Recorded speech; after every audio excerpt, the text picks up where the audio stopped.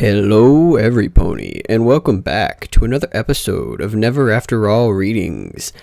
I'm your host, Never After All. Now, before we start with our current chapter, I do have a few notes. Just to clarify, these episodes are recorded about a day to 2 days out.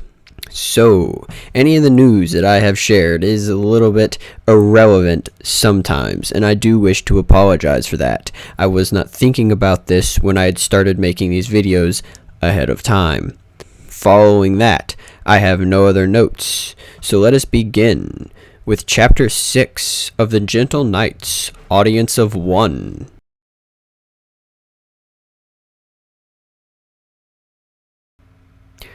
Octavia kept her head low as she walked behind the servant.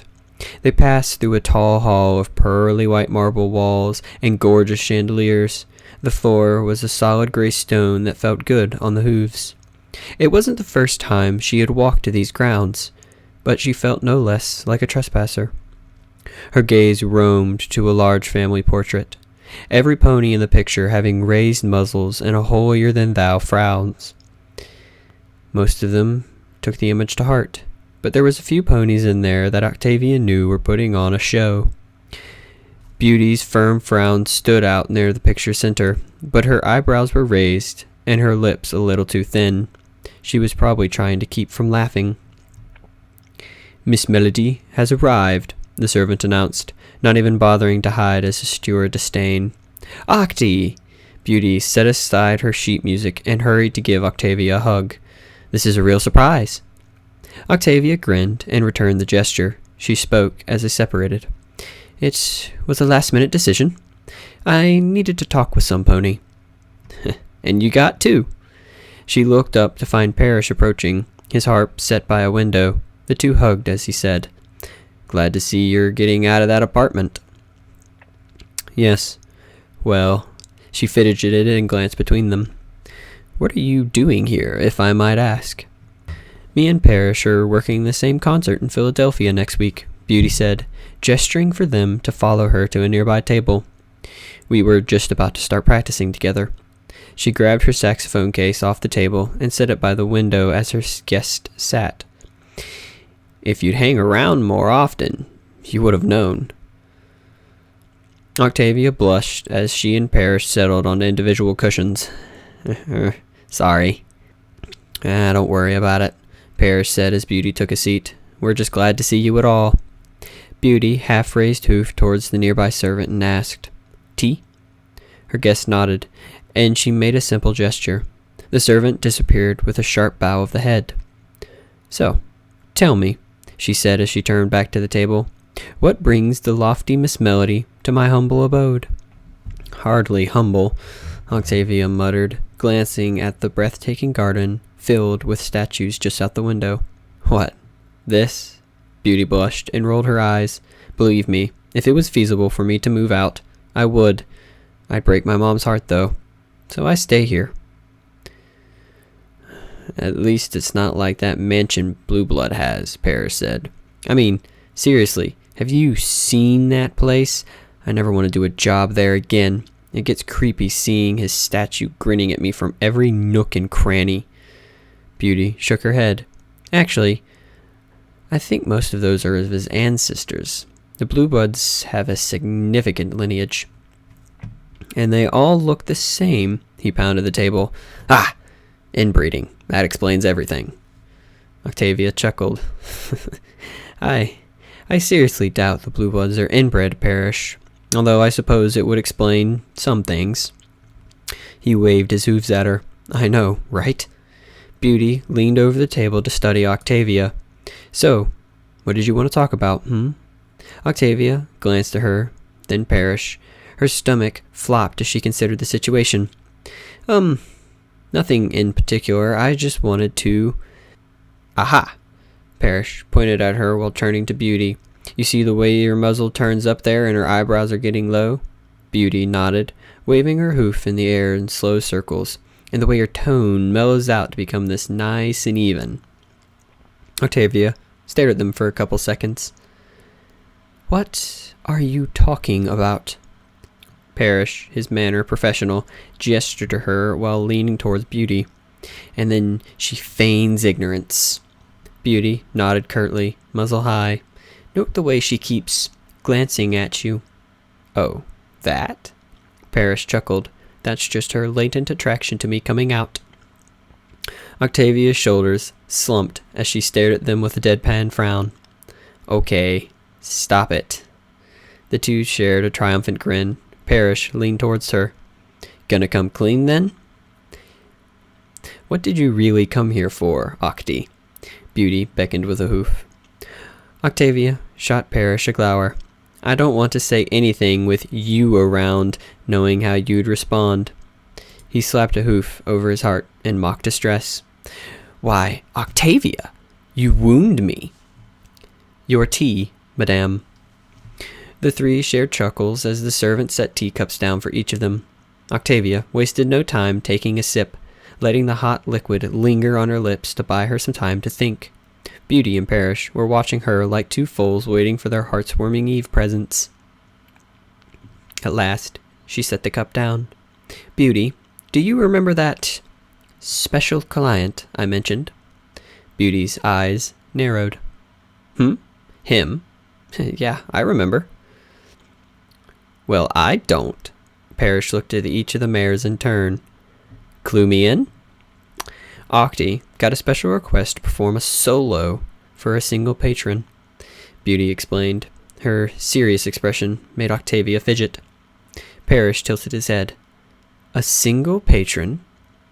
As in one pony, Octavia told him, her eyes sharp as she prepared for his potential response. I performed for a single pony. Oh. He blinked a couple times, thinking on this. His shoulders abruptly sagged. I see. That's something. Octavia? Beauty peered at her. Did you perform for him again? No. Octavia tapped her hooves together with a blush. Dreams didn't count, right? A meeting has been requested, though. A meeting has been requested. That's a very clinical way of putting it. Beauty eyed Octavia with a frown. Why do I get the impression you don't want to go? Octavia toyed with her teacup, head bowed. It's not that I don't want to go. Parrish tensed. You're not afraid he's going to do something, are you? She sighed, shot him a hard look. It's not like that. His eyes narrowed. No. No. She leaned back a little and rubbed her forehead. It's just, I don't know. I have no idea what's going to happen. Beauty cocked her head to one side. You said it's not like that, but you don't know what's going to happen? Another sigh. I know it's not that, okay? I know what it isn't, but I don't know what it is. Parrish rubbed the back of his head. I'm confused. Me too, Octavia muttered, slumping over her tea. I feel like this pony has been watching me for a long time, yet there's nothing dangerous about the situation. The three of them remained silent for some time. Octavia spent it staring into her teacup, fidgeting. She found herself wanting to go home, grab her cello, and play all day and night. She could say she got lost in the music. It happened often enough. Yet she kept seeing Luna's tear-streaked face in her mind's eye. I think I see what's going on here, Beauty said. Octavia looked up from her tea, not bothering to recover from her slouch. You do? You do? Parrish repeated with a frown. Beauty nodded, her expression regal as she pointed at Octavia. You have no reason not to go, but you want one. You're hoping one of us will justify you hiding away in your apartment instead of going to see this pony. Octavia's jaw dropped, and she glanced away.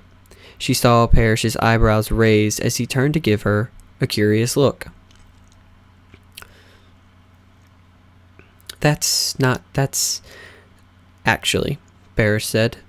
That makes perfect sense, considering this is you we're talking about.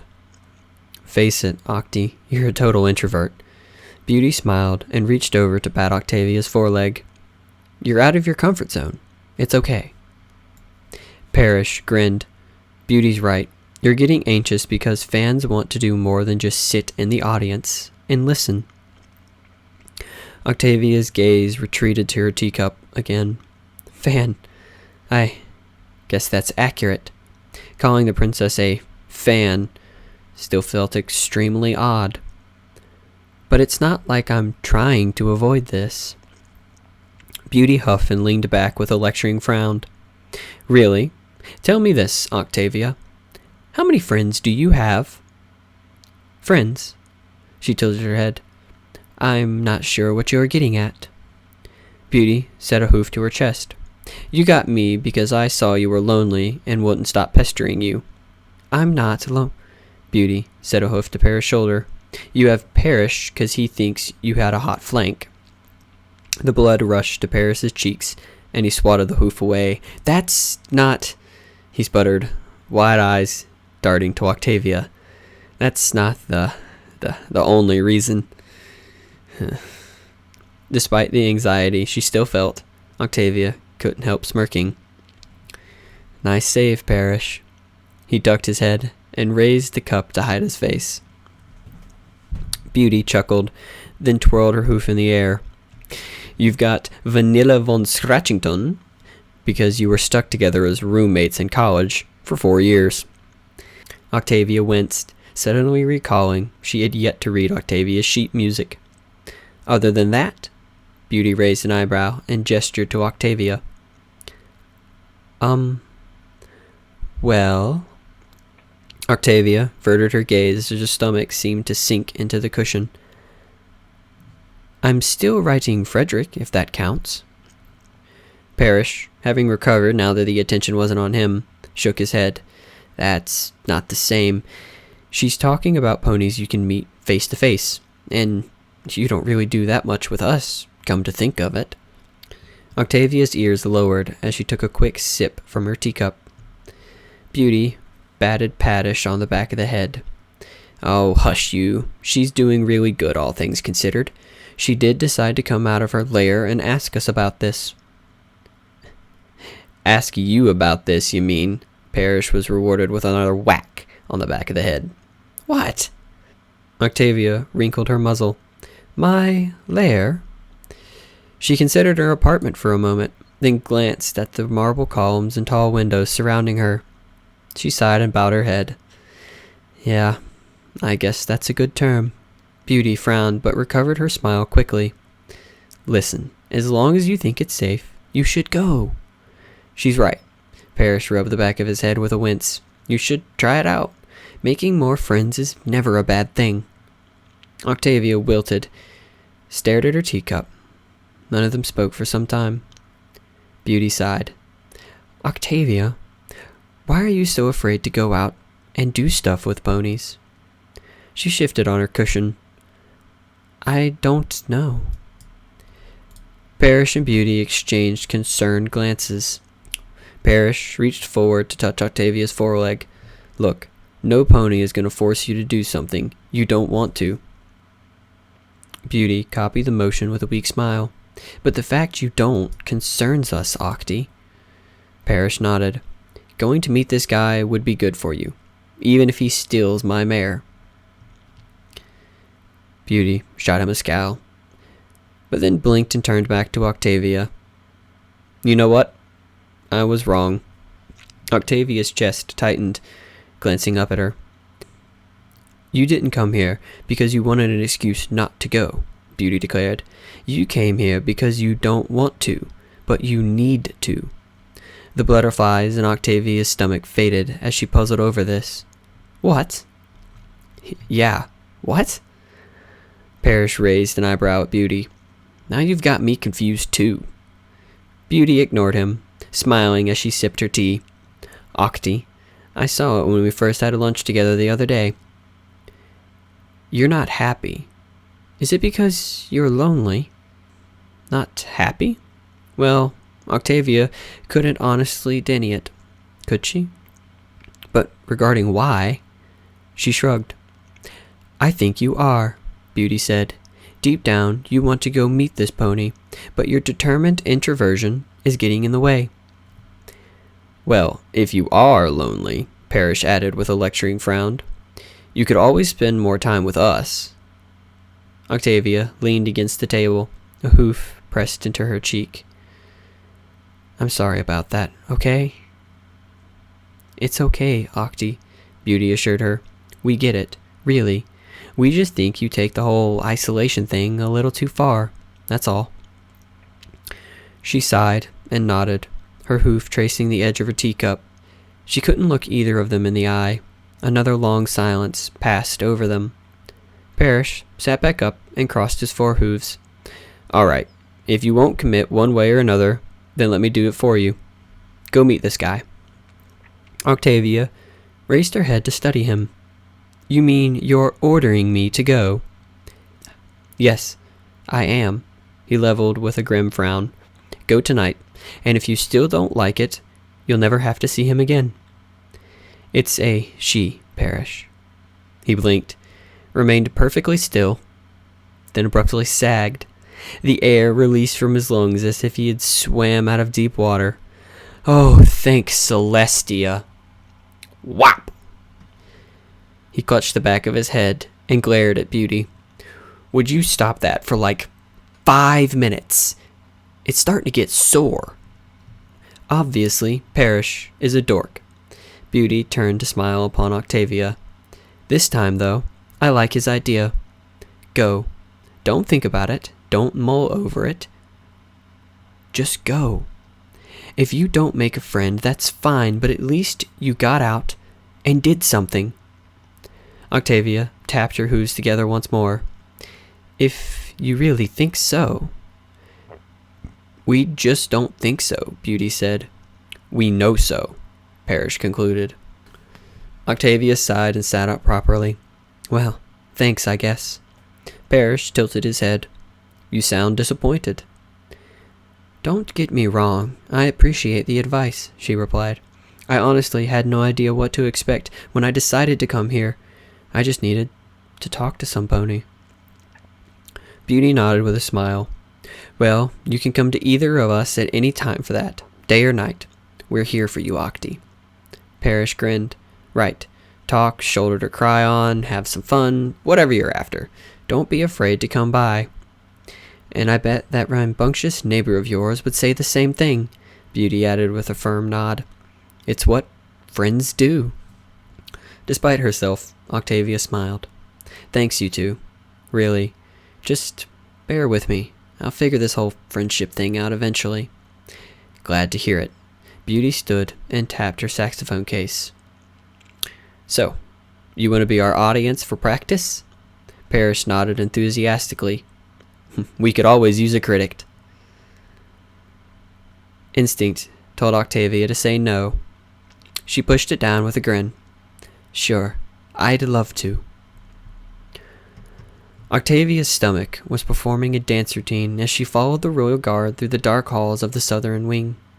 The entire place was engulfed in that dim light that she had seen at the theater. The small crystals occasionally pulsing to some unknown trigger. Their hoofsteps echoed loudly in her ears, the only sound apart from her shifting cello case. Funny. She'd not noticed the sound in ages. The royal guard, his expression stoic as ever, paused before a pair of large double doors and knocked. Octavia Melody to see the princess. He wasted no time pushing the doors open. Octavia took a moment to gather her courage and glance inside. The room, bedecked in soothing midnight blue decor, appeared to be a lounge. She saw a quartet of large cushions next to some thin but tall windows, at least 5 bookcases, a large dining room table, and a fireplace that admitted a bright glow. Princess Luna was nowhere to be seen.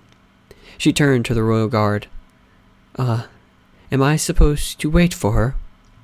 He blinked, then looked inside himself. His veneer cracked just a touch as he frowned. I guess so. My orders were to deliver you to her quarters promptly. I can only assume she's in one of the adjacent rooms. Oh. Octavia's ears tucked as she examined the room again. So, is this where the princess lives? I am sure she will see you shortly, the royal guard said, tapping his hoof. Octavia glanced at him, wondering at his hurried manner. She nodded to him, stepped inside. The door closed so quickly it almost caught her tail. The performance in Octavia's stomach kicked into overdrive as she stood by the door with no idea what to do. She chewed her lip and slowly turned her head to take in the room. It was actually very nice, the dark tones a comfort for her eyes. Octavia removed her cello case, resting it carefully as she could by the door. Would it be considered rude to call out for Princess Luna? Octavia had no intention of finding out, but she couldn't just stand there waiting, so she began to pace. She examined the great paintings on the walls, most depicting pristine nighttime scenery. One showed a portrait of a pair of alicorns, unfamiliar to Octavia's memory, which warranted extra attention. They were a couple, she realized. The stallion shared Luna's coat and had dark green mane with flowing appearance like water. It actually appeared to drip from his shoulders. The mare was a pale red, her orange mane rising from her head almost as if it were made of wind. They both gazed upon Octavia with small smiles. Octavia studied the picture for a few seconds. Were these alicorns related to the princesses? Their parents, perhaps? Octavia had never considered the possibility that Princess Celestia and Princess Luna had parents. Now the thought was there. It struck her as a silly oversight. She moved on, examining the bookshelves and finding tomes on astronomy. Several written by Princess Luna herself, philosophy and the arts. A whole bookcase was devoted to magical theory, and another to the world of history. She was surprised to find more than half a bookcase filled with military treaties, studies on conflicts throughout the world, army logistics, and even espionage. What really caught her attention, however, was the discovery of 2 bookshelves devoted to music. She skimmed over the titles and felt a small thrill at the realization most of them focused on the classical resurgence period, also referred to as the Second Classical Age. How interesting it was that the princess seemed to prefer Octavia's favorite musical time period. The only thing keeping her from pursuing the titles was a distinct awareness that she probably shouldn't touch anything at all without direct permission.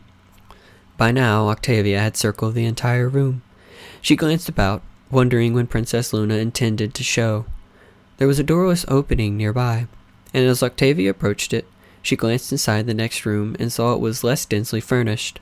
A few more bookshelves and pictures, 2 suitably sized couches, and sitting in one corner, a suit of armor. Would it be improper to explore just a little further? Octavia shifted from hoof to hoof as she struggled with her indecision, and finally stepped into the room. The first thing she did was approach the armor. It was blue, and just a little menacing, and Octavia had the strongest feeling she recognized it. From a book, perhaps. There was a flash of light outside. Octavia walked to the window and gazed up into the night sky to find Princess Luna descending rapidly towards the castle.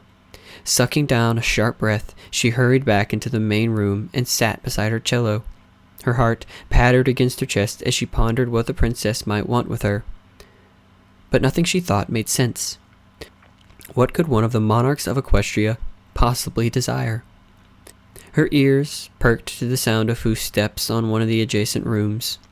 She sucked down a deep, calming breath and turned to the closed door, determined to appear professional in spite of her out-of-control thoughts. It was several anxious seconds before the door opened. Princess Luna stepped into the room, her face set in a firm frown and her eyes focused as if she were viewing something in the distance. She passed by with wings twitching and tail flicking. She didn't even seem to notice Octavia. Then abruptly, she paused and raised her head. It turned back over her shoulder, and her hard eyes locked with Octavia's. Octavia flinched under that gaze, her chest tightened, and she wondered if she had come at a bad time, even if she had been invited. Yet Princess Luna's gaze softened and her eyebrows rose. "Oh, Miss Melody, forgive me, I lost track of time." Upon realizing that her professional veneer had been lost, Octavia rapidly bowed. I can come back later, if that's what you prefer." "No." The princess turned to her with a small smile. "You were not interrupting anything.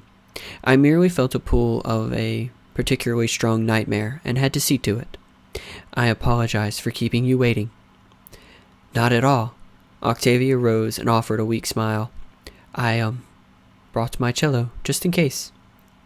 "It is appreciated." The princess frowned and tilted her head. "And there is no need to bow while you're here. This is a very informal visit." Octavia blinked as she tried to take that in. "Oh, of course, Princess." Princess Luna set a hoof to her chin and considered her guest. "Just Luna tonight, if you would please." Another few blinks. As you wish, Luna." Her lips twisted around the name. Not using the title felt about the same as her trying to write a ballad without a lead. Luna nodded before gesturing to an open doorway to the left. "Come, let us get comfortable. Can I get you anything? A little wine, perhaps? Or a bite to eat?" "No, thank you." Octavia reached for her instrument. "You may leave the cello there, if you wish." Octavia's ears folded as Luna turned for the door. She glanced back at the cello and wondered if she should take it. After a moment's hesitation, she grabbed it. Maybe it was for the comfort of something familiar. Luna lay atop one of the couches in the next room and gestured invitingly. Octavia followed her lead and sat on the opposite couch, setting her cello on the cushions next to her. "It pleases me that you decided to come," Luna said with a smile. "You must have many questions." A moment of silence passed.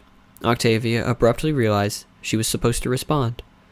"Well, yes, actually." Her eyes went to her cello, then back to Luna. She fidgeted and tapped her hoofs together. I do not mean to be rude." "Let me guess." Luna leaned forward, her eyebrows raised in an expectant fashion. "Your first question would be, why am I here, correct?" Octavia wilted a little and nodded. How to answer?" Luna bowed her head slightly, brow furrowing in thought. She remained like that for a few seconds, leaving Octavia to battle with butterflies in her stomach. At last, Luna looked up. Octavia was surprised to see that she was blushing, and her eyes were doing that increasingly familiar dance. "It is not so easy to explain, I assure you. This is a very awkward moment for us both. But I suppose I did take the first step."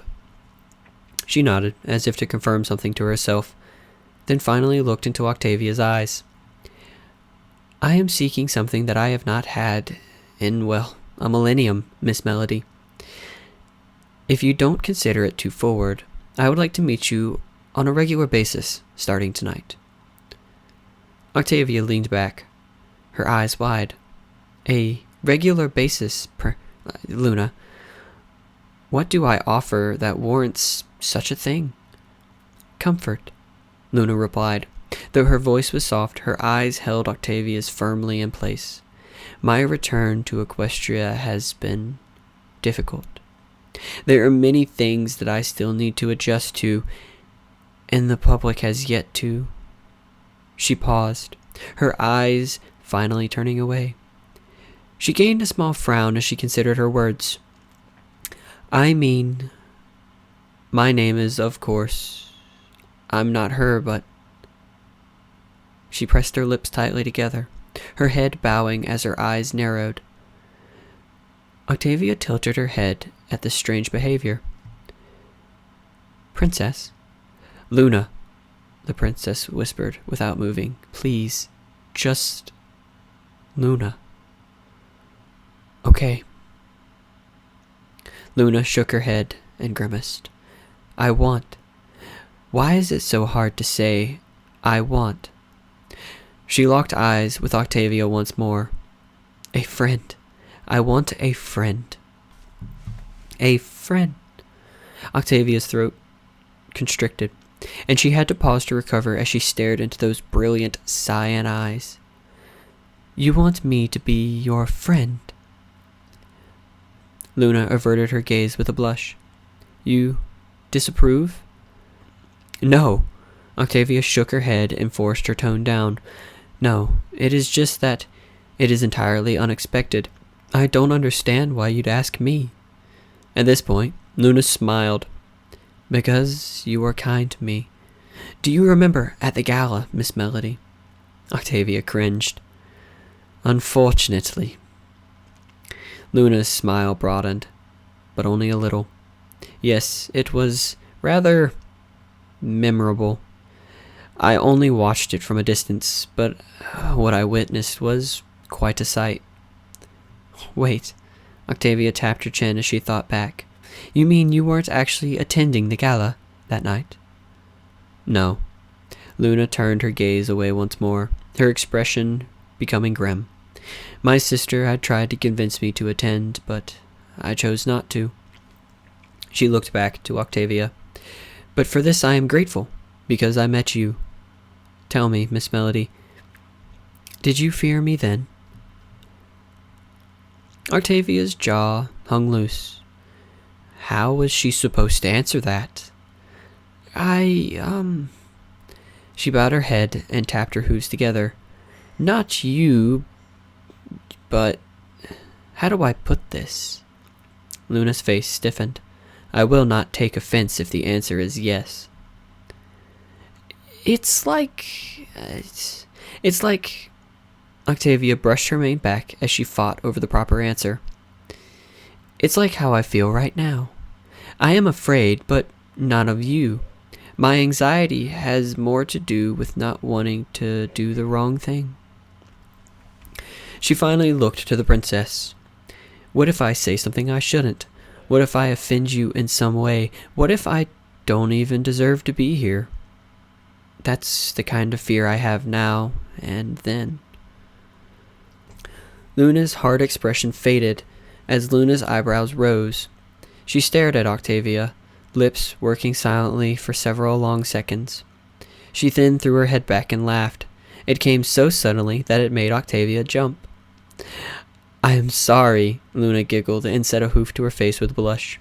It is just, I have been thinking this whole time that you were afraid of me, and this, clearly 1,000 years of exile, has ruined my ability to read ponies. Octavia fidgeted. I see. Luna at last recovered from her giggles. She leveled Octavia with a broad smile. Please, Miss Melody, speak plainly.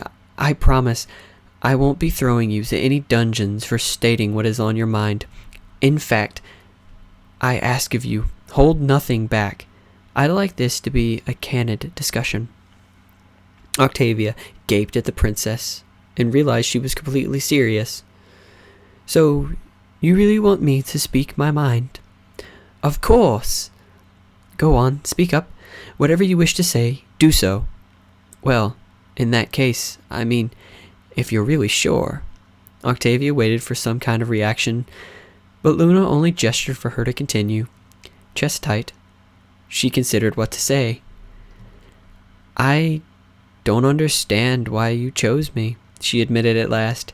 You picked me out of a single meeting at the gala. Luna blushed. In a sense, I did love Terra Sapna, but the other music you perform is also quite pleasurable. Octavia's jaw dropped. You mean you've been watching me? At what venues? The blush deepened. Luna hesitated but slowly reached up to tap the side of her own head. This one. I don't Octavia blinked. My dreams. Have you been spying on my dreams? The princess cringed. Spying is a rather strong word. I was only seeking comfort through your music. Octavia ducked her head a little at this news. How long have you been watching me? Since the gala?" "Well, yes," Luna nodded, a lopsided smile accompanying her pink cheeks. "Your preferred music is a form of time that I regret having missed, and—" "Princess!" Luna went silent, though Octavia was still sunk low.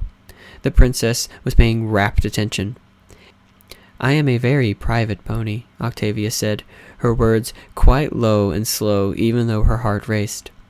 "I don't appreciate being spied upon when I am at my most vulnerable. I gather that your nightmare patrol is to help ponies, but this feels different. Invasive." Luna stared at her for some time. Her lips parted in a small O. She bowed her head and her eyes began to dance around the room. "I see. I supposed I should have known such a possibility. Forgive me for my rudeness."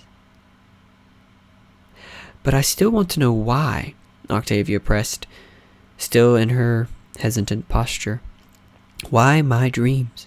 Surely there are other ponies out there whose music you enjoy, ponies more famous, ponies more worthy, ponies who are more—" She sought out the right word, lips fumbling. "More open."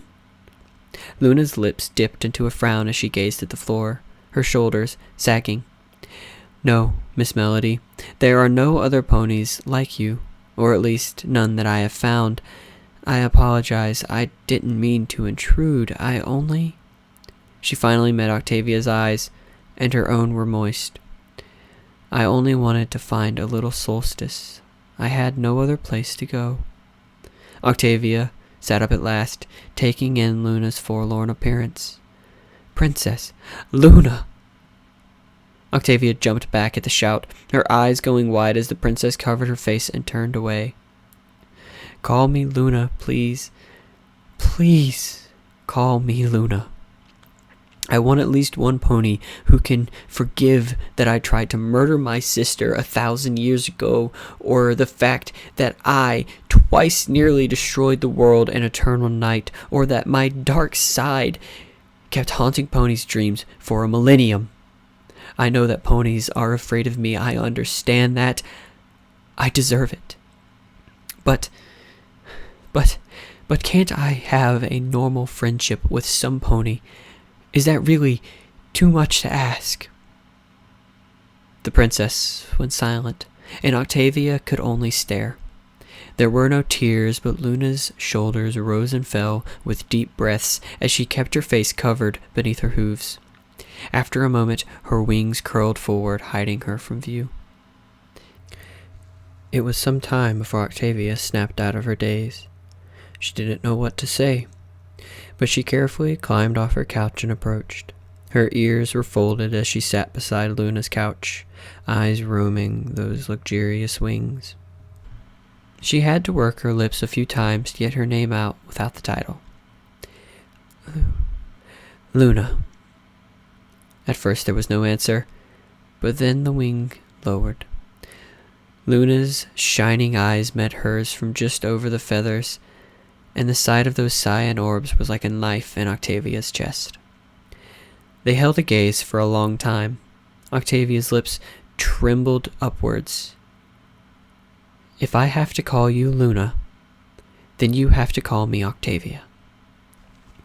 Luna stared unmoving for a couple extra seconds.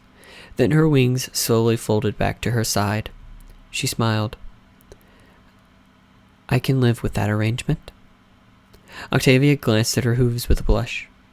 "And I don't mind if you visit my dreams, just so long as I know you're there. No more spying. Please." "I apologize again," Luna whispered. "I was afraid you would not welcome me at all, so I hid. I did not want to lose the one comfort I have in this new age." "The one comfort?" Octavia looked at Luna. "What about your sister? Surely there is something other than my music." Luna sagged and turned her eyes towards the window. "Celestia tries, but there is a rift between us. No pony else wishes to even be in the same room as me. No, Octavia, I am alone." "Oh." Octavia bowed her head to think on this information. She felt pity, but something else too. She wasn't sure what it was, a rising sensation in her chest that didn't seem to belong. She shuffled her hooves as she pondered it. Whatever it was, it guided her words. To be perfectly honest, I don't know anything about being a friend. She looked back to find Luna watching her with curious eyes. I've never been very good at it, but maybe that's okay. She offered the princess a weak smile. Maybe through this, you can remember what it's like to have one, and I can learn what it's like to be one. Luna returned the smile, her eyes shining. That sounds like a good plan. Then it's settled. If you permit me making this just a little formal. Octavia bowed before Luna. Princess, it would be my honor to be your friend. When Octavia looked up, it was to find Luna bowing her head so that her horn gently rested on her shoulder. I thank you, Miss Melody. Your kindness is most appreciated. Luna grinned as she raised her head once more. And now I expressly forbid you from any additional formalities during these private meetings, lest I throw you in the dungeons. Octavia threw her hooves to the sky and let out an exaggerated scoff. Fine, if you really must take the class out of everything. There was no laughter, but they shared amused grins as Octavia walked back to her couch. I feel like a student all over again, Luna said with a chuckle. Perhaps I should write my sister's protege for advice on friendship. Octavia set a hoof on her cello case and turned to the princess. How about we commemorate this with some music? Luna nodded, her smile broadening. I would like that. I would like that very much. And with that, we end off on Chapter 6, Gentle Knights, Audience of 1. Thank you, every pony, for sticking around for such a long episode. Trust me, it is not the longest episode we are going to have, but it is going to be one of the longer ones. So, thank you for joining me, every pony, and may you all have a wonderful Never After All, and I will see you in our next reading. Have a very beautiful night, every pony.